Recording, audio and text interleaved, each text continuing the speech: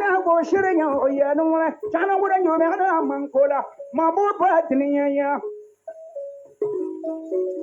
che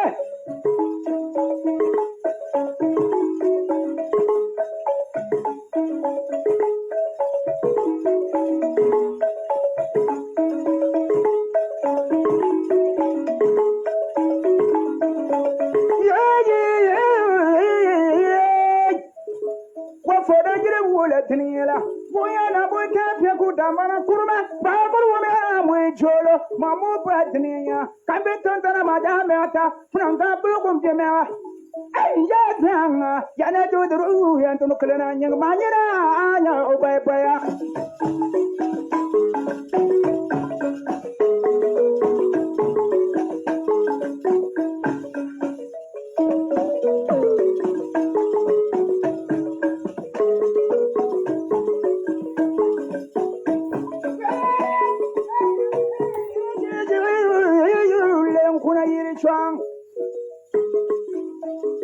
Kachapta kukasu Pedro, Pedro no captain Tony. You manina by Payam. Hey, Yabi Dona Masana, Katu from Pogo de Purfena Nona, going up come why you.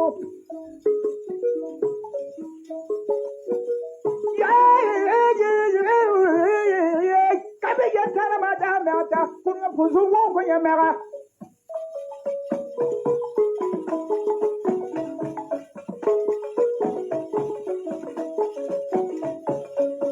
Solo be do bodia la fengo fami kono ayirana anga yo jabe konyo musuna kule chekwe ala ko so lamsa na ku dongle da na ku dongle da o wala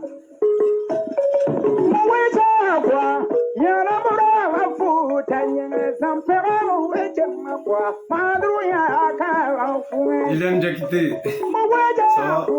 yana mura afu tanye sampero wejema kwa madru ya ka afu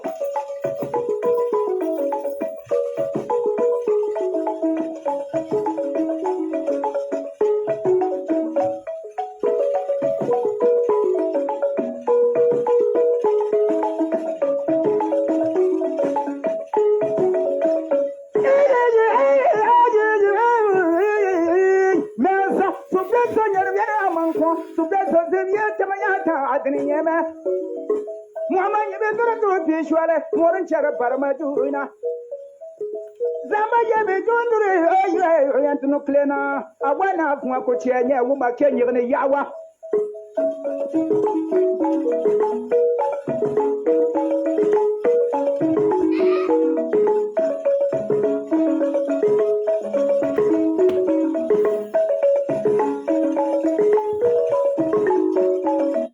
Balmo abe aketo vidéo tigera a signalé là ça a kera tugumna je sais pas en tout cas balla katike quoi donc mo aketo nyini au fait donc voilà on met meni vidéo toy et c'est ce que je disais à faire 49 soldats maintenant malla mais ko des fois encore une fois ngo anganji janga to état flang ni ñonche ou kani nyanabo anga fraka tasuma mene parce que kololoba la e kumakan koso a bɛ se ka maa dɔ lase ko ma i t'a kalama donc mɔgɔ caman de dusu bɔlen don o ko sugu la an ka lajɛ an ka sabali anw minnu bɛ vidéo kɛ c'est très très important vidéo kɛ filɛ nin ye i t'a dɔn kojugu i bolo i bɛ ka écran kɔfɛ i bɛ ka kuma mais i bɛ ka fɛn dɔ fɔ fɛn min n'a sɔrɔ kɔlɔlɔ b'a la o kɔlɔlɔ bɛ se ka se maaw ma minnu sigilen don u ma min u ma bɔ u nana ma sumalen donc que ça soit les Ivoiriens ou les Maliens an ka sabali ne bɛ min fɔ toujours o de y'o parce que Mali état t'a ɲini cogo si la ka kɔlɔlɔ lase a Malien denw ma minnu bɛ tunga fɛ Ivoiriens fana bɛ ten Ivoirien état fana t'a ɲini ka kɔlɔlɔ lase c'est-à-dire que a ka jamana kɔnɔdenw ma minnu bɛ kɔfɛ donc an ka janto nin yɔrɔ ninnu na kosɛbɛ min n'a sɔrɔla problème don parce que n delila ka fɔ encore une fois n k'aw ma ɲina an ma ɲina dɛ Ivoirien den dɔ bɔra ka galon tigɛ réseau kan yan a kɛra Niger ni Côte d'Ivoire den dɔw cɛ mankan ye fo ka taa mɔgɔ dɔw ni bɔnɛ c'est-à-dire il faut quand on réfléchit à ça i b'i kuma cogo dɔn vidéo la quoi ani galon tigɛ ka na ka tasuma don kow la min n'a sɔrɔla i b'a dɔn cɔ i bɛ ka min fɔ a kɔlɔlɔ bɛ se maliyɛn ɲɔgɔn dɔ de ma walama ivoirien ɲɔgɔn dɔ de ma c'est très très dangereux donc an k'an kɔlɔsi o la ni ala sɔnna ma nin ko in u b'a ɲɛnabɔ u yɛrɛ ma ni ɲɔgɔn cɛ ka sɔrɔ anw ka ko tɛ n balimaw les politologues bac plus 40 enseignants depuis 40 ans avec les États-Unis il a nationalité américaine Sékou Toumara j'ai jamais vu dans ma vie ne m'a ɲɔgɔn ye fɔlɔ pour la première fois ne ka ɲɛnamaya kɔnɔ n ka mɔgɔ ye n min tɛ dɛ c'est-à-dire yɛlɛma yɛlɛma ni fiɲɛ bɛ ci fila filamanani bɛ kɛ cogo min na Sékou Toumara ka jugu n'o ye a ye fasi bɛɛ yira réseau kan kɔnɔ cɛkɔrɔba min n'i b'a ɲini dugukolo kan Sékou de don ale ye dugamasakɔrɔ de ye hali sɛgɛ ka juru t'a la Sékou Toumara les politologues bac plus 40 enseignants américains ko panafricain ou bien je sais pas quoi allez de réseau comme matin midi et soir avec cette vidéo moi je vous pose juste une question quelqu'un qui travaille 8 heures de temps dans la journée et c'est un mot boulot ka vidéo que chien duru nani abene dabaliban c'est-à-dire surtout er mi kan ta barake mais ta l'état la wati ta la haketa ka vidéo la clé kono donte ke ko chete bo ka vidéo ke muna nous on se pose la question ni mse ka ke jamana kanu e kele ne malien mi na soro la mali kada wa question be yamo nyingali ke politologue la e kele de malien be munu na soro la ça dit que mali kadu e ka teme e kan mais e ka vidéo ke kun e dum ne be fe ko re don 600 ça dit ki nyinga ko la clé kono vidéo temps dongo do vidéo fendamado redo ne ba mesurer ma analyse ke o de quoi c'est-à-dire vidéo kela do nana somi ko warbe soro vidéo kela warbe soro togo di war soro togo e fly maw ki sara ika boka vidéo ke ani be vidéo mun ke ka bezi nyini ka page kan o monétiser le nous Facebook be sara mundi ma ko soro donc tu es obligé tous les jours ka boka vidéo do ke wala ma ka vidéo do la ba ka poster voilà pourquoi tu as beaucoup de pages partout vidéo be tika be bla kibaro akan ma vérifier ou pas e ba be check ka bla ka page kan wa e de be bo dongo do ka vidéo ke a ben Mali urgent kodo kera mbalmo très bonne nouvelle kri dongo do c'est là que né a famu ni me warnyini ne la mbalmo ni me warnyini ne la c'est-à-dire kase ka yere balo ka yere deme soit warbe dama ka boka vidéo ke wala ma avec vidéo munu ke ka bla ka page kan o sara mi me dama donc il est obligé tous les jours ka boka vidéo ke a nyon chama ne be raison sans fait chamba kalama wallahi Sékou de bora ala mede mogo kele nen keme woro aba kele ne la mogo kele nen keme woro abe Sékou lame abe ka kuma min fo bora sanji de korosano ntara t-shirt glaçano et Assimi candidature au campagne de dame d'aller flèche ka fo malien de bela jelengana ni ay fana be Assimi ka candidature campagne ni adamene sisa mogo ma dunda ko ngere ka kinata de tout kayira malien de bela jelena Assimi ko mi ra malien na anani biche souvent ni Assimi be fanyo ko mais depuis to na Assimi pendant au gene ya nganinge tanyere nganinge la o fa Assimi ka to mari président la maintenant ayene mea ko abora sisa t-shirt dore do ko ira kale bora sisa kan t-shirt glan ko campagne de dame na pour que Assimi gi présenter ka ke Mali président élection natala Sékou bora ko kuma kan fo ay vidéo to la mais abena famu lambeto kala kile kumorola o korte kanti nyogombulu awante Mali politicien si contrôle ka fo bela jere mbo jawi jo stop ila candidat Assimi Goïta comment on be kule kule mo warde dira aw ma ata campagne nge aw si te parla be chômeur de warde be ka daw ma ka munu ko ala munu fe fe la warde be ka daw ma donc akana mo fara am mo te Assimi ka candidature la am mo be jamana ka stabiliser ante malien qualité flafe malien be de fala malien be de bala ante politicien ko la de ana sorasi ko la de ali basa de be se ka Mali mara na ala ta fanata ka di ko basa donc vraiment a kelen nenfla ni vidéo mamere avec un foka nyesi c'est-à-dire fomba nuni bende la kolu be ka yala ka campagne ke Assimi o kunu ya min fo oluma ana lere min fo bi kale bora ka t-shirt glan ko pour que Assimi gi présenter ko ka ke président c'est-à-dire Iba do aramade ni fa de la ki mene billahi yal ni afurake. Ne bo refo imam mishigeba mambolo francia. Il avait déjà pété les plombs. Ça dit que n'aura trop ta la quoi. Avec d'autres comment tu nous n'y a pas de fait comme quoi que fa de la quand nous mene parce que en fait mal là fato do be on te détecte faut ka dien wuli parce que a kalante on quoi donner tan bolo. A kuma kan ne kube ka campagne pour que Assimi ka kam mo te Assimi ka campagne quoi ni basab se ka Mali mara mais bi au secours de taraka ta petit shorty gland ka ko campagne da menena de quoi Assimi qui présenter aba donc Assimi se qui présenter a te texte chi kono neko aman chi ke sharia sosola en re sharia mun gland les mêmes Assimi ou nana we sharia do de gland o ma do ma réfléchir kube se ku présenter o sharia kono nous est chartigné ou tu sais qu'à présenter constitution fait le mot ira abna mon campagne que quoi si minga bo qui présenter abna mon campagne que ça dit à la main Mali perdu ka sorasi fla de to fanga bu ñogonté sanu ani atete be uni marfa blaka do sanu fana kureta ka atete la Mali ya nord be perdu o de la amate ka politicien kele to fanga la do le number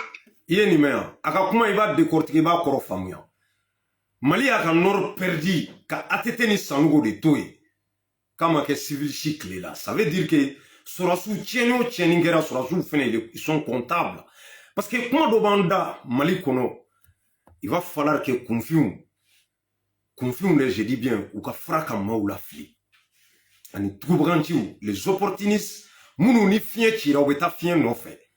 Kafo ko ante civiliste fait ante politicien ga kola ame sorasu de ga kola sorasi gmen de la ga Mali glan aka do fone ala ni kira koso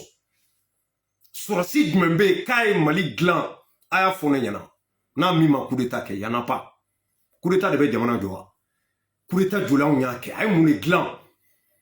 nous ne be wulile no sarale no ka bla réseau kan ka be akli nyagami propagande mi popularité takadi Assimi ma o propagande kele obeka wulo de fait kaka ke candidat ka negen ka ke bafalenka les mêmes personnes olu de ibeka deme wati mina jama bala ko ibeka ka fanga mai o mo kele on de klaka boka ibeka kele o kele bi munu nana surasi munu nana fanga la wolu kele folo bi kalabanga na koko lu deme o ka ke président est-ce que nyeta ba on maléon kono wa on me fait ka bono la wa pendant que tobe terenglana pendant que tobe ka tramungla pendant que tobe ka autoroute gla ka jamana ka ou be ka emploi créé on me couler de là président ko décédé ba on na nyemo ko décédé ba on na jamana kono ni mawde blale no réseau ka seguna nyono c'est-à-dire munu fa de là ko mene ka teme ou kuma kan rebo yira ila sinon kalan ko fait politologue au titre d'odi être enseignant bac plus 40 et be États-Unis depuis 20 ans nationalité américaine be bolo kuma tuko de flèche et ka vision de flèche jamana joka amon yere nyininga na soro e kala minga e munyeye billahi ma fenye ama fo nyeye kalan kunye de ka kodon kalan ko fe kalan famuyara o e fly sabana iye recherche ke nani na yalala duruna iye lamelike mogola munu me fendo wala un intellectuel. Et c'est pour toi, il fait faux qu'à d'ailleurs là, tout est venu avec Chamna. Parce que donne là, ne m'a eurofou là. Ba plus 40. Enseignant, mouye mao kalam. Yoro ni kalane ne do mao kalam. O te wuli o. Na forima karamo do se ke kalane ne do. Kalaba ngata États-Unis samuga. Politologue, ka formation ga États-Unis et ka klaka ni siki ka kuma ni chogola chogomi. Hali mami ma delegata rola o te kuma o chogola. Duga chokroba yado ede kono bela nyamo sigorote la ye ibe ka défend ka kele ka bo fangana ka banda ou défend ka kla ko kele ka Assimi kele bibe ko défend c'est-à-dire ay ngomine quoi abe yelema de shuni clé vesibe boka fli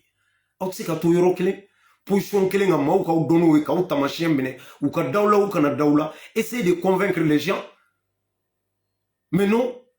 galon frafrale ñogonga mana kanfo maw jatige les propagande galon tige ni seguri klaka bon ya sura bega sura sude gauche de abe fein to la mer amanja qui présente élection nata ala mene Assimi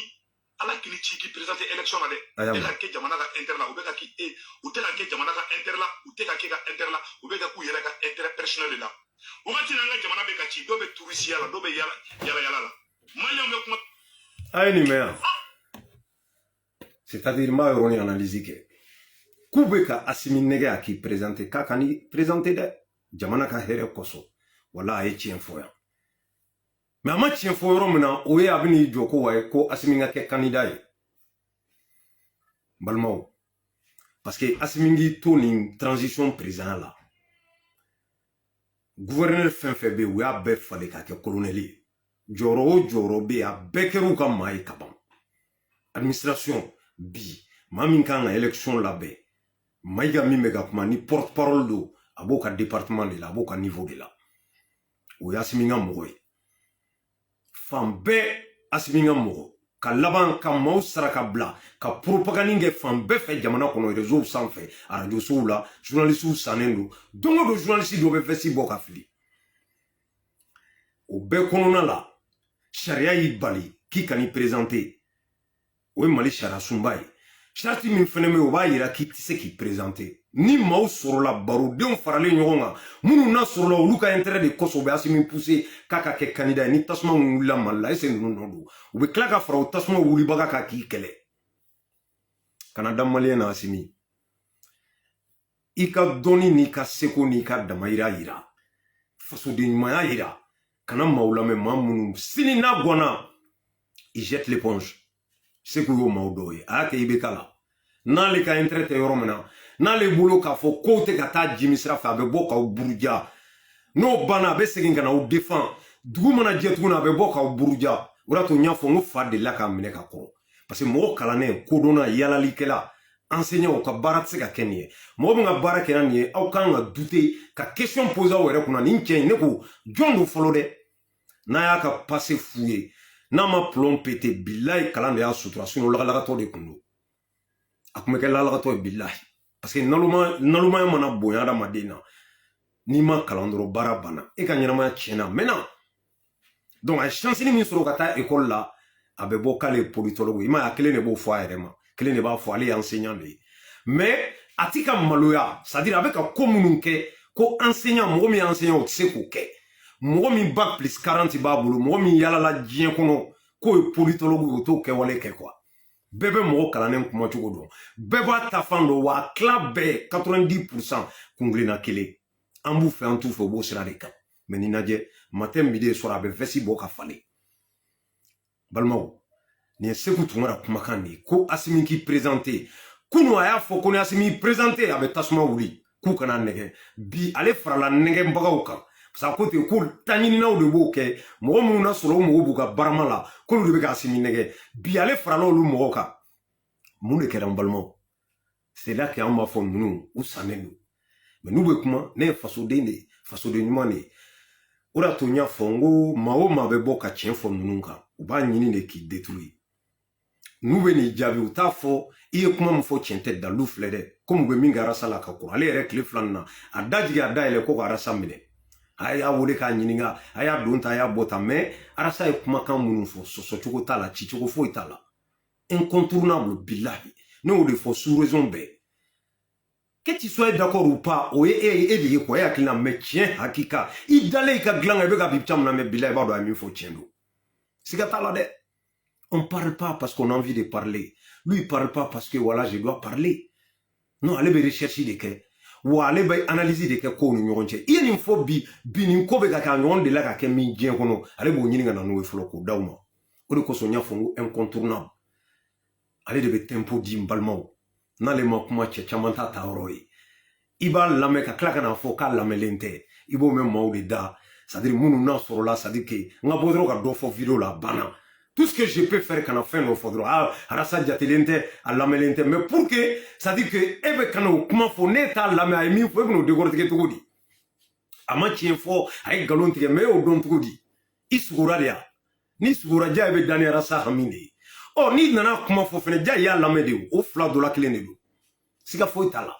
donc c'est tungara nunu ni tungara nunu ko parce que ko bi ou be lajeli nkunte dore ils continuent ko yoro alimenter parce que ils ont payé derrière ni mate k'u sara k'u bila baara la Facebook bɛ k'u sara parce que page bɛ ka lajɛ caman de bɛ nin fɔ aw ye siga foyi t'a la page boostelen don parce que rentabilité min bɛ yen dɛ o ka se ka maintenir dɔ ka fara o kan don o don o bɛ bɔ tile kɔnɔ vidéo 3 4 laban yɛrɛ la taxi boli bɛ bila parce que min bɛ sɔrɔ la o tɛ sɔrɔ taxi boli la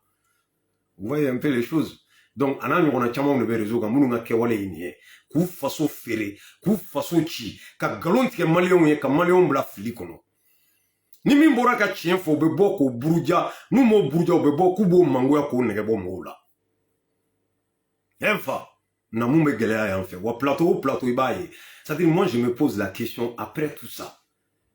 ces gens-là ils vont devenir comment ils deviendront comment c'est-à-dire que e mɔgɔ dɔ ta k'i affiché n'a ye diyagoya fo nin de ka kɛ président ye i y'a dɛmɛ i ye nkalon tigɛ i ye propagandew kɛ o tigilamɔgɔ taara ka bɔ sisan i bɛna mun kɛ comme alimami yan Diko kumana kunu u kun bɛ Diko nɔfɛ yan waati la bi ala tɔgɔ tɛ b'u da mun de kɛra en ce moment là o kuma kun bɛ ka hakilina min defa o ta hakilina ye wa o kuma aw tugura kɔ mun kelen kosɔn bi n'aw bɛ ka bɔ k'a b'a kɛlɛ ou bien kan n'aw tɛ hakilina kelen na i b'a ye yan k'a fɔ maliyɛn caman ta ye nabarama de ye ne ma jigin mɔgɔ la o cɛ o cɛ taara Mali la 1 2 3 k'i ni maaw gɛrɛla ɲɔgɔn na e b'a dɔn cɔ min bɛ yen quelqu'un qui travaille pas minnu n'a sɔrɔla muso b'u bolo i kan k'i ka denbaya balo denw ka école sara bɛ bɛɛ taara den don privé la ka sababuya kɛ public man ɲi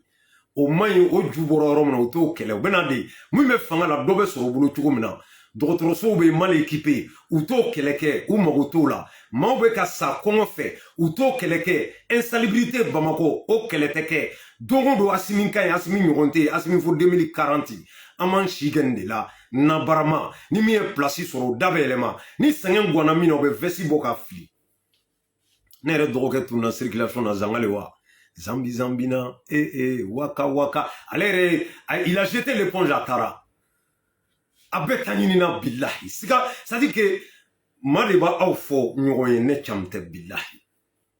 n ye cɛw cɛ ye ɲɛ la wa activiste i b'a dɔn ne bɛ kaso la waati min na a tila bɛɛ tun bɛ yen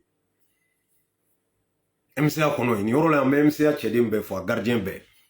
u tun bɛ yen ne y'u ye dɔrɔn ne sigilen lamɛnli kɛ dɔrɔn n y'a faamu quoi j'ai compris tout mais bi caman de bɛ yen u bɛ ka transition dɛmɛ Asimi diya ye ko tɛ dɛ c'est comme Côte d'Ivoire ni Mali ka problème in na activiste caman bɛ Ivoirien na minnu bɛ ka transition dɛmɛ u mago yɛrɛ c'est clair a tɛ Mali la billahi u tɛ Alassane de fɛ o de y'a to n ka kan kɔlɔsi an kumacogow la ɔ nin Seku Tunkara in a n'a ɲɔgɔnna caman Mali kɔnɔ minnu bɛ nkalon tigɛ manamanakanw fɔ mɔgɔw ye ni ne mago bɛ de ka dumuni kɛ bi e bɛ n'i jɔ ne ma ko pétrole bɛ bɔ dɛ tile bɛ feere dɛ ayiwa kɔgɔji natɔ don o mun bɛ se ne ma bi mais maliyɛnw aw denw de tɛna baara sɔrɔ sini quoi ani sinikɛnɛ sɔrɔsi bɛ jamana o jamana kunna investisseurs tɛ na ye maliyɛnw an bɛ nin de fɔ quoi c'est à dire o tile de banna wa sɔrɔsi tɛ min bɛ se ka jamana jɔ billahi i tɛ se i bɛ na i bɛ se ka min kɛ transition kɔnɔna la n'i sera ka fɛn minnu yɛlɛma k'olu bila en place ka taa révolution min bɛ diɲɛ kɔnɔ bi c'est révolution intelligente o dɔrɔn de bɛ yen ka kegunya ka i ka révolution kɛ parce que n'i ko révolution maa dɔw bolo ka bere ni gabakuru de ta ka yaala tile kɔnɔ an tɛ a banna c'est à dire que a ba karisa o de ye révolution ye non je suis désolé ka ko révolutionner c'est à dire ka ko la taga ɲɛ a tun bɛ lahalaya kɔrɔ mun na ka b'o la ka bila lahalaya kura la maa minnu bɛ k'o liti kɛ intelligemment moi j'ai besoin de ces gens là sinon le temps de Sékou Touré est dépassé le temps de Sankara est fini cam de y'a fɔ aw ye Fidel Castro ka temps banna n balimaw fanga sɔnni de ma u ye cɛya kɛ k'u jɔ face mais ça construit pas un pays très clair c'est à dire que maa o maa n'i ka kegun k'i ka jamana jɔ i b'o fɛɛrɛ de tigɛ o de ye révolution ye corruption kɛlɛ taa maaw ɲini minnu bɛ se ka jamana développer i n'u ka kuma ka bɛn k'u nɛgɛ ka na Faransi y'a kɛ en 2008 crise tɛmɛnen ko investisseurs bɛɛ b'o la ko k'u nɛgɛ ka na n'u ye Faransi bɛɛ bɛ k'i kun da Asie kan Chine Madine Fransi yan Arnaud Montebourg y'a promotion kɛ yan u wulila k'u jɔ ka ɲinini kɛ fan bɛɛ ka mɔgɔw nɛgɛ ka na ka taxi dɔ b'olu la ka taa mɔgɔw nɔfɛ k'u nɛgɛ u kana investir Faransi nin de an mago bɛ nin de la ka baara di maliyɛn denw ma maaw kana minnu bɛ se ka emploi créer balimaw ni nin tɛ ka kɛ k'i jɔ discours kala pendant 1 heure a bɛ a ba impérialisme a ba la France a ba la Russie nin tɛ jamana jɔ billahi a tɛ jamana jɔ an kana ɲɔgɔn nɛgɛ an bɛ fo de kan vrai tɛ c'est-à-dire ni ne fɔra ka don maliyɛnw kun na ka maliyɛnw nɛgɛn c'est-à-dire ka fɛn f'u ye min ka d'u kulo la u bɛ sunɔgɔ mais réalité ye min ye ni dugu jɛra i b'a ye kɛnɛba kan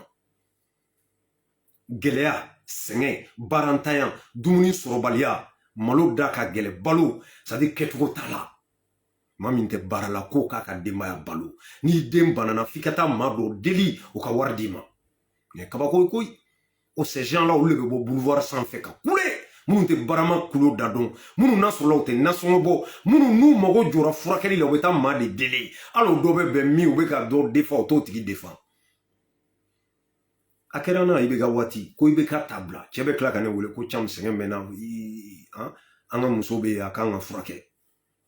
yɛlɛla de n'i tɛ taa i bɛ ka ɲininka a ka wari d'i ma il n'avait pas compris au début vous voyez caman de b'a kun fo de to n y'a fɔ n ko maliyɛn type saba de bɛ yen les ignorants les conscients et les opportunistes i ye mali catégorie ɲini yɔrɔ o yɔrɔ i b'a sɔrɔ a cɛ la bilahi nin ye propagande de ye an mago tɛ nin na an mago bɛ min na an b'o de fɔ an bɛ segin a kan a ye fara ka bɔ ka nkalon ni namara ta ka feere mɔgɔw ma ni kɛlɛ wulila ko Asimi k'i présenté Asimi ka sɔn ninnu ka fɔta ma k'i présenté Mali kunna bi k'a yɛrɛ to fanga la jɔn de bɛ gagner balimaw an bɛ segin ka na Umaru Bongo ka kuma la ka élection organisée en tant que président ka tila k'o perdu ko bɛ se ka kɛ cogo di Umaru Bongo de y'a fɔ il a raison fɛn fɛn y'a kɛ k'a to fanga la a bɛɛ gagner na cicogo t'i la o administration bɛɛ bɛ e de bolo surtout ni unique ko in ma bila sen kan administration territoriale de bɛna organiser n'o ye tiɲɛ ye comment dirais-je Maïga jɔn Maïga nommé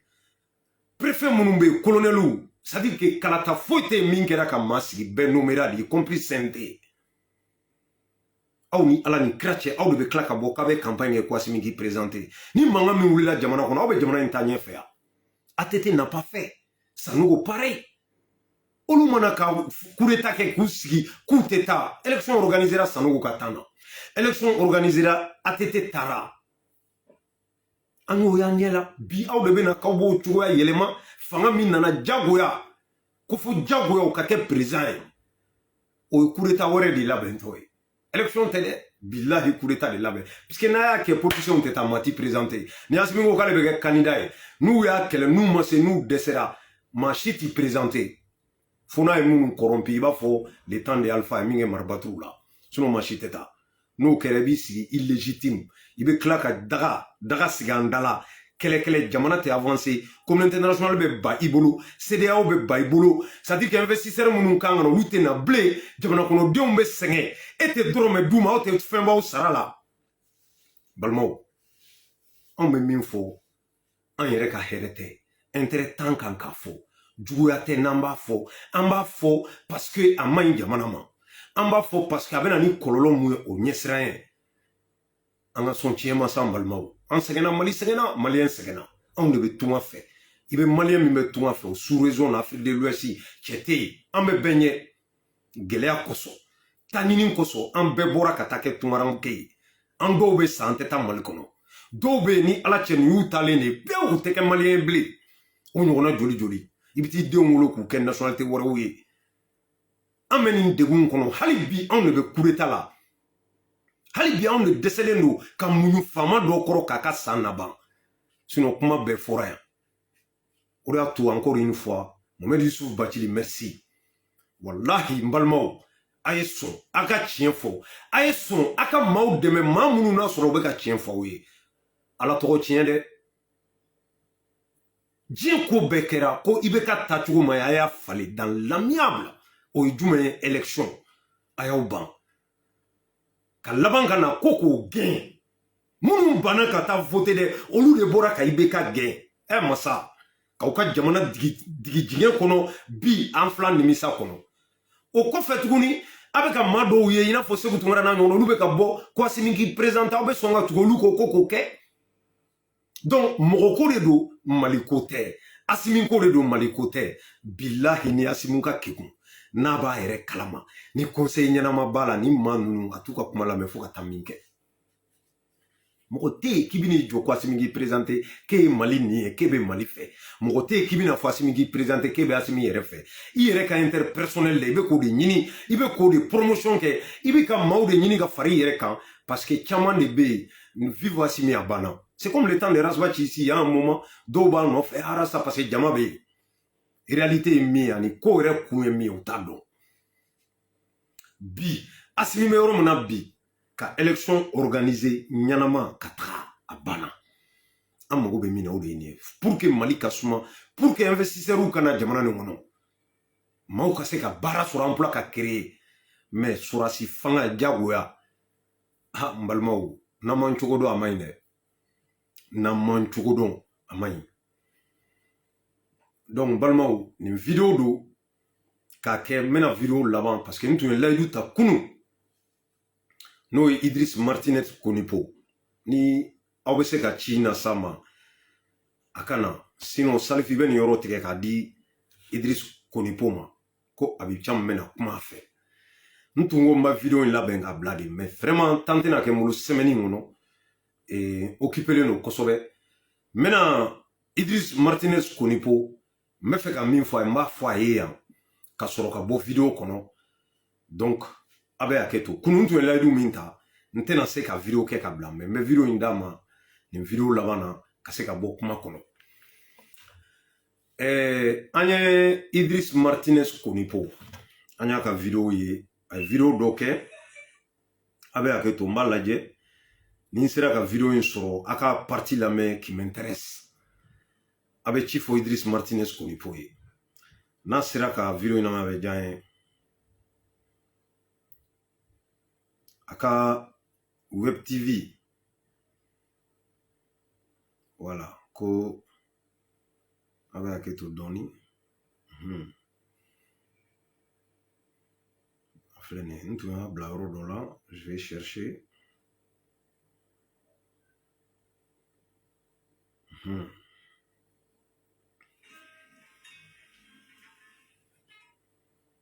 Kafabe aketo aye vidéo doke vidéo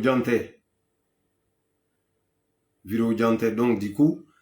aye kuma do fo aka vidéo in kono vraiment me fait kan da so ayoro là parce que amena amba les réseaux sans fait afin que mes vidéos de ke abe mission animée mais au vidéo qu'on a vidéo kungulinge kaka studio présenté maula kuma do de fo voilà aben la me ala kama quoi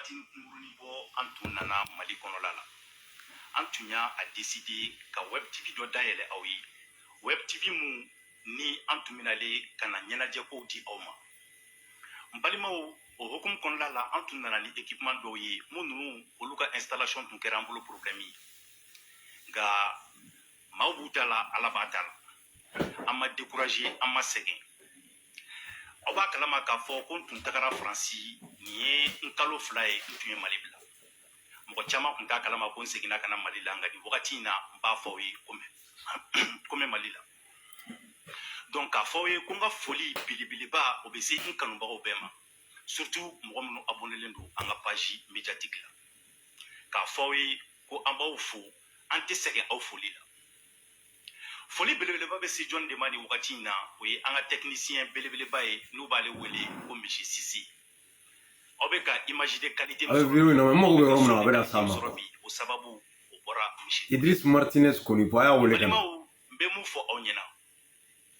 anga nyogon demeni do wi anga nyengoya ani juguya ani asidiya ango bo andu sukuna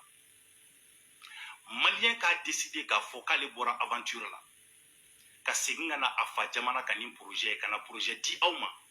mimbi se ka aw nafa mimbi se ka atiki yere nafa oleke aw ka fo ko bo tigi deme aw ba tigi juguya aw ba tigi konia aw be duwo ke togomina atigi akana se ka sana yelen soronga dungudu alaka tigi laji anye mo chama mangame minunu ko a desera anana ka studio daila manye sorala sigina ka ta franci kuma chera mena min fo mbalimaw yi surtout jeunesse mamunu be fe ka entrepreneuriat ke surtout naw be fe ka do nunu domaine kon lala abaw klochi ka o nyechi ka o ka barake dron bara de be mo ne fi nafa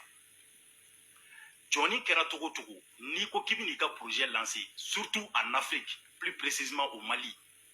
ou bila bouchi ou bila décourager qui nege bo iyere la ka yiri la ki ka ko ka tina sansoro ni décourager la dro o itabani quand on fait un projet, c'est sur du long terme. Absega sankelinke, absega sanflake, mais l'objectif, c'est qu'il y a découragé. Merci Idriss. Yaïma foi foni tient tes droits. Ibe abib cham la mena conseil mindima. Balmao. Niko mauka fra hasira ni nyengoyama. Niko be nika projet ke Mali la obila goshi qui la nogo qui tient qui trop tient ka essayer tout bela pour que ikana yele. Idriss Martinez koni po abib cham me kangar kele minda yiba la me. Et Idriss y donne depuis 2016 en y a première vidéo sur les réseaux sociaux c'était sur Siriki Diabaté. Ado dreti la y yake. Y vidéo que Siriki ka. Depuis là et donnons-nous des faut qu'on a ces bima. C'est-à-dire ni be conseil di mauma ijija kasro e referento lu nyonye quoi. Na ya so ibe ka kuma kan min fo ko maw kana kete hasidia ni nyonwa maw ka dabla ere bi jija igana ke hasidia igana ke nyonwe. Idriss Martinez konipo. C'est-à-dire même une fille qui a clé de la djini ani fene ka don bi ibe situation min kono aramade min a jugun ite évoluer mais ni ma évoluer billahi ngania min bi kono bi satugo la be sa fuka djenwule t'arriver. Ire Afrika kuma kono ko ka asidia dabla Idriss fene nga asidia dabla billahi na fatala. Idriss juguya dabla kana nyini mauta ka chie ta ka nyeo dabla. Alhamdulillah Dieu merci itarika projet créé malla. C'est très bien. Plateau Numamba. Ni e Idriss était ni plateau. Vraiment y a rien à dire. Cham ne fene mo fier. Il ni minga nyena ne bi encourager. C'est une bonne chose parce que ni tra kata projet monter Mali kono. Tu es censé comme modo de embaucher ou ka barake. Et ces gens-là tu leur payes. Donc on ouvre bon chômage là. Donc jamana ka avancement na y contribuera. Ne bo vraiment courage dima. Ka fier vraiment ini chesiri ala ka demeke ni médiatique ala ka tanye wallahi ni ngania ala ki saoudima. Mais conseil kele au best sur libe dépend mon ireka, c'est-à-dire que crédibilité. Il faut pas être partial en y donnant de Idrissi. Et yewoye ibika mardola gauchi. Et yewoye toti dobe beka boka vidéo koka. Mais non. Talent mimbila, connaissance mimbila, web média sera fait. Il faut qu'il y ait quelqu'un juste milieu de là quoi. Impartial. C'est-à-dire il était parti pris que mao manabe kumobe na dabe fasoko la iba wele kasikika plateau ka. Ningali munu ni yere ulabe. Ku sebe ku tenkwa tigila ki jabi. Mi fenti fe bo okono. Défensita bo okono. Moro bourdia bo okono. Parce que nous les fonds, il faut prendre l'exemple sur ouverture média. On peut vraiment critiquer. C'est même bien. Avec Moro, d'offre Moro ka baraketa les camps. Ouverture média a bossé jusqu'à aujourd'hui. Ni Doma Farouk a fait ma boule. Tu sais pourquoi? Ils sont impatients. On est parti pris là. Hein? Ils sont pas là qu'à faire une karsaka kanela. Mao étiquette norula. Mais par fini, on a vu que c'est pas ça. Parce que, au lieu micro di bema, au lieu belame, ou est bebonya, Mao ma ni kumana. Hal ni netra ouverture média la bika kuma ma dokan. Si notre qui veut faire qu'à réponse d'abord on va placer dans ma bac à réponse. C'est-à-dire que quand tu veux vraiment prétendre être vraiment journaliste ou bien etara web media mindaele qui bo barake akanya ibolo Idrissi ye fait mi programme mi befo wallahi kana maubo nyona do men ne fier parce que vidéo nge non seulement il ka plateau présenté c'est bien nema du moment où il n'en a faux, comme Mauka Hasidia ni fondable, ni bika projet qui kana malame, ou tient des mais kana ma fenen du gouade, sinon billa yemi fo tiente. Mauka ki mani Hasidi, au kafsa, et kakou n'yoro quoi, et kaklaganisi qui kafoko et Hasidi. Ça colle pas, ça tient pas debout. Donc, il y a une mine d'aile, Maube doit qui, un rebe doit qui a bien encouragé. Mais il dit déjà, il y a des mamous qui ont plateau qui comme mounou kadi e ou bien les mounou me kangelina parce qu'on y donne des et ici beke ka vidéo ke beka hali mounou bi bonya mounou tama délicatissement kori fitin droit profiter situation fait parce que ne o famille la nya fo kuma ngono yani messe tama ngaw be balo et réseau là au balo et réseau de page ka tourner bezi beke me bezi ni pour que me sara soro parce que au be sara le ne do derrière Kamba be kalama billahi. Billahi Soumatala, vous êtes tous payés. Donc, ko abaw dabla ola pour que nga page ka se ka lajɛ nga fin sɔrɔ mais i taara ni min dayɛlɛ o bɛ marché cogo la cogo min i bi na ni émission minnu ka di maaw ye i ti da o ma dɛ i jija i kana parti pris kɛ parce que élection bɛ nale donna nataw la k'e ye k'e bɛ ka maa dɔ de défend ou bien wariw bɛ taa d'e ma e bɛ côté dɔ de la wallahi kɔ bɛ bɔ fiɲɛ la a tɛmɛ cɛ o cɛ i ye wari minɛ maliyɛnw kɔ kan ni média ko in clé na ke bini sigi de ko ka maaw interviewer ko be bo fiɲɛ la a bɛ dɔn fɛnɛ k'i bɛ baara min na an ɲɛ b'u la réseau kan minnu ni transition bɛ ɲɔgɔn bolo u dogolen tɛ bɛɛ b'u ka plateau dɔn u donna ni maa minnu y'olu kɔ bila fo bi u bɛ bɔ k'olu buruja e yɛrɛ fɛnɛ nana nin dayɛlɛ i b'i jija i ka kɛ impartial Habib Thiam ko tɛ mɔgɔ wɛrɛ ko tɛ ne bɛ n ka baara de la n bɛ question jaabi ne de bɛ question kɛ k'u bɛ n jaabi ni mɔgɔ wɛrɛ nana ko dɔ fɔrɔ ma ou bien kuma dɔ fɔrɔ o t'o jimisira o fana i bɛ micro d'o ma o fana ka ta fɔ ni marchera nin kan ko maa min ta fan dɔn i ka baara a bɛ sinsin ala k'a sinsin i ka baara a bɛ ɲɛ sɔrɔ ala k'a ɲɛ sɔrɔ mais i tun bɛ cogo min na Itali ani Faransi n'i continuera ten médiatigi bɛ bi ala tɛ kalo 8 sɔrɔ bilahi parce que i bɛna kɛ parti pris min na n'olu ka waati banna i bɛ tunu ka bɔ carte kan parce que bi ouverture média tɛ Mali dɔrɔn kama dɛ sous raison bɛɛ b'a lajɛ sous raison bɛɛ o sɔrɔla mun fɛ u ka baara kɛcogo o sɔrɔla mun fɛ u ka danaya o sɔrɔla mun fɛ u ka bonya ka ɲɛsin maaw ma u ti maa si dɔgɔya kuma fɔcogo ani filiw bɛ se ka kɛ ça fait partie du boulot mais en réalité olu tɛ sigi ka bɔ ka maa dɔ défense ta dɔ kan e dun ka baara de y'o Idriss Konifo i donna n'o de ye wa i ma se ka to yen an y'i ladi yan ne yɛrɛ Thiam ye ladi n'i y'a f'i ka vidéo kɔnɔ parce que maa caman de bɛ yen a Thiam ye n wele donc o kɔrɔ ko Thiam bɛ don bɛɛ kan non Thiam tɛ don bɛɛ kan Thiam mago tɛ mɔgɔ si la réseau nin kan yan bilahi o cɛ tɛ yen dɛ ni ne y'i wele k'u kun de b'a la n'a y'i diya i b'a enregistré bɛ bɔ n'a ye n ye kuma minnu f'i ye sɔsɔ cogo t'a la wallahi ne y'i ladi depuis i bɛ politique kɛnɛ sigi n ko Idriss i ye ko ɲumanba de kɛ n'i bɛ fɛ nin ka continuer i jija i ka parti pris dabila ne de y'a f'i ye n'i tun ye ne lamɛn wallahi bɛ yɔrɔ min na i tɛ kɛ ni ala cɛ ye ɲɔgɔn tɛ kɛ mais mun y'a to bi e ma sanga sɔrɔ depuis 2016 i bɛ réseau kan i ma se yɔrɔ la yɔrɔ min i kan ka tɛmɛ o kan mun de don i b'a dɔn wa i ko k'i tɛ vidéoman ye e tɛ vidéo kɛ gabugu kɔnɔ komi anw cogo e tɛ vidéo kɛ carré kɔnɔ komi anw cogo certes c'est bien an ka baara tɛ o e de taara k'i ka baara ye sisan c'est bien mais maintenant qu'est-ce qu'il faut faire ou bɛ dɔgɔ ta formation kɛ bilahi m'o f'i ye dɛ ta formation kɛ n'o y'a sɔrɔ i ye formation kɛ dusukolo in ko i k'a jɛ quoi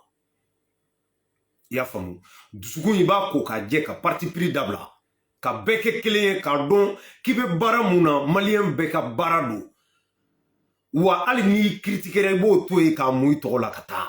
ouverture média tɛ bɛɛ jaabi ten wa u tɛ mɔgɔw ka critique bɛɛ jaabi sinon don o don u bɛ na n'u ka page kan don o don donc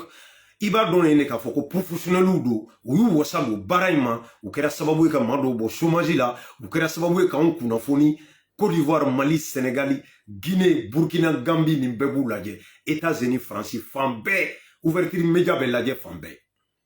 an mago bɛ nin de la concurrence royale déloyale tɛ dɛ k'a fɔ ko n bɛ bɔ karisaw ta ka tiɲɛ ou bien n b'a kɛ cogo bɛɛ la pour que k'olu mankutu tiɲɛ non on n'a pas besoin de ça i bɛ na i ka qualité ani ka émission qualité i bɛ mɔgɔ sugu minnu invité ka na ani i yɛrɛ ka comportement maaw mago b'o de la pour que ka n'i lajɛ o la e ka laɲini bɛ sabati anw fɛnɛ bɛ satisfait i ka baara la dɔgɔ nin conseil don k'a f'i ye la gauche tɛ i bɛ ne dɔn i b'a dɔn n ye cɛ min ye ni classe don n'i ma fɛn tɛ réseau kan ne bɛ siran min ye a cɛ tɛ yen ne b'i minɛ k'i lajɔ de i kɔli ma i tɛ bouger ni argument de ye ani kumakan burujali t'a la fiyewu mais nin ye conseil de ye ka di e ma n'i ye n ka conseil lamɛn i bɛ lafiya n'i ma lamɛn ne kɔni ye nin fɔ o fɛnɛ bɛ lakali ko caman de la ka nin fɔ i jija hali bi baara in i ka ɲɛdɔn i ka se k'a kɛ bonya ni karama kɔnɔ kana maa bɔ maa la kana maa défense ta maa kan an bɛ dugawu k'i ye ala k'a ɲɛ ka d'i ma ala k'i nafalan bɔ a la ala k'a to i ka hɛrɛ sɔrɔ min n'a sɔrɔ la i bɛ k'a ɲini nin web média in na ala k'a nɔgɔya i ye anw tɛ maa si contre la tant que i ma tu anw na anw tɛ tu i la mais n'an ye fɛnɛ bɛ baara ɲuman min sira kan i bɛ CDR kɔnɔ i tɛ CDR kɔnɔ o i bɛ arasa kɔ i t'a kɔ an b'i tanu comme arasa yɛrɛ y'o yira an na cogo min na an b'i encourager pour que ka dɔ fara i ka cɛsiri ni wulikajɔ kan i mago bɛ maliyɛn bɛɛ la n'i ye nin baara daminɛ i jija i ka kɛ maliyɛn bɛɛ sago ye o tɛ dɔwɛrɛ ye dɛ i ka se ka fɛn ɲuman d'a ma min n'a sɔrɔ an bɛ se k'a lamɛn k'a lajɛ donc i ka kɛ impartial ye i ka fara ka to ka maaw défend ani ka bɔ maa dɔw kama qui n'ont pas lieu d'être même denmisɛnnin mana bɔ bi ko bɛna sanga sɔrɔ i bɛ bɔ ka vidéo kɛ pour que mɔgɔw k'i lajɛ i ka sara Facebook fɛ i b'o bɛɛ de dabila sisan k'i ɲɛsin nin ma pour que nin bɛ se ka san sɔrɔ i fɛnɛ maaw ka t'i lajɛ ten sa i mɛnna nin ko in da fɛ a projet b'i bolo a mɛnna i y'a kuma fɔ k'i b'a kɛ bi a kɛra bɛɛ ka dugawu kɛ Idrisi ye a ka se ka avancer nin na mais tiɲɛ kan wallahi ne ŋaniya ye a ka se ka sira sɔrɔ parce que ouverture média bɛ yen ale ta in mana na médiatique média wɛrɛw bɛ yen minnu n'a sɔrɔ u bɛ fɛn ɲɛnama yira an na u bɛ fɛn ɲɛnama fɔ an na information u bɛ mɔgɔbaw invité ka na minnu bɛ se k'anw kunnafoni a ka d'anw ye surtout anw tunkarankew an bɛ réseau de sanfɛ ka balo ka se ka Mali kibaruya sɔrɔ vraiment merci dɔgɔ ala k'i dɛmɛ nin tɛ foyi ye juste il faut travailler quand on accepte d'être critiqué mɔgɔ min ka kegun il doit avancer mais mɔgɔ min man kegu o bɛ jabili de kɛ ni jabili yɛrɛ ka di ye k'a kɛ tu peux le faire dans le respect y a pas de souci n'i bɛ fɛ fɛnɛ k'an bɔ fili la an filila yɔrɔ minnu na i bɛ se k'olu kɛ mais a la burujalima yɔrɔ n'an taara o terrain kan cɛ tɛ yen min bɛ gagner caman k'a tɛ yen ayi mɔgɔ mɔgɔ k'u b'a dɔn réseau kan k'i da ka farin walima k'i bɛ se ko la a y'a jɔn ni cam cilen ɲɔgɔn na k'i gagner i tɛ gagner o i b'a fili bilahi wa ne t'i to yen fo ka taa yamal kiyama jɔ kɛnɛ cɛ n t'i to yen bilahi kana se ne ma de quoi parce que ne tɛ se maa ma n t'a ɲini ka maa détruire n tɛ maa lagosi n tɛ nkalon da mɔgɔ la mais don o don ni n bɔra hali ni ye kalo 6 kɛ n da ma si tɔgɔ ma i b'a fɔ ko nin cɛ ye n bila n b'i bila dɛ don dɔ i b'a ye dɔrɔn n bɛ sira fara i ma baba ye ka taa publication kɛnɛ kan dɔgɔ i ma faamu i dasi jɛli tɛ dɛ bilahi i bɛ taa i kaburu kɔnɔ k'i to nin cogo la i périmera de à jamais baba Cabral ne tigɛr'i la de n b'o de f'i ye i k'a mɛn i kulo la tigɛnɛ ma bɔ yɔrɔ wɛrɛ dɛ k'i ni kɔnɔ ye ɲɔgɔn bolo o ye ne tigɛ e la e dɛsɛra fo ka taa o de bɛ ka fɛn ta ka bila ka page kan n b'o de f'i ye encore une fois danga de wulili kɔ Momo pareil Momo Jara maa min y'i muso furu sa fo ka t'e da hôpital la k'i détruire e n'olu mana jɛ ne bɛ mun f'e ye bilen k'aw bɛ arasa kɛlɛ a kana da n'a y'a dabila bilahi ne tigɛra u la a kana bila dɛ c'est toi baba n'i y'a bila bɛɛ ne tigɛrɛ la diɲɛ fɛn foyi tɛ e ma min yira maaw la réseau nin sanfɛ ka tila ka disparaître comme si rien n'était k'i tunu pewu que de périmés réunis olu de bɛ bɔ k'u bɛ n'u da sago f'anw ma an b'olu jaabiya balimaw aw folen don yan Massa Kulubali i bɛ fo Nana Amidu Jabate ne yɛrɛ dɔgɔmuso k'i fo i bɛ Levier fo minnu y'u bâti en 91 ka se ka na ni démocratie ye bi o démocratie de piétinera awɔ par les gens minnu ye démocratie kɛlɛ kɛ ka na n'u ye mais cette fois-ci ne ma Amidu Jabate y'a la n t'a fɔ a kun t'a la mais ne m'a ye ale ye kɛlɛ kɛ 91 ka na ni démocratie ye bi n'ale tɔɲɔgɔn dɔw bɔra ka kɛlɛ kɛ ka démocratie gagner u ka bɔ ka kɛlɛ kɛ tuguni ka na n'an ka démocratie ye tout ce qu'on a besoin c'est cela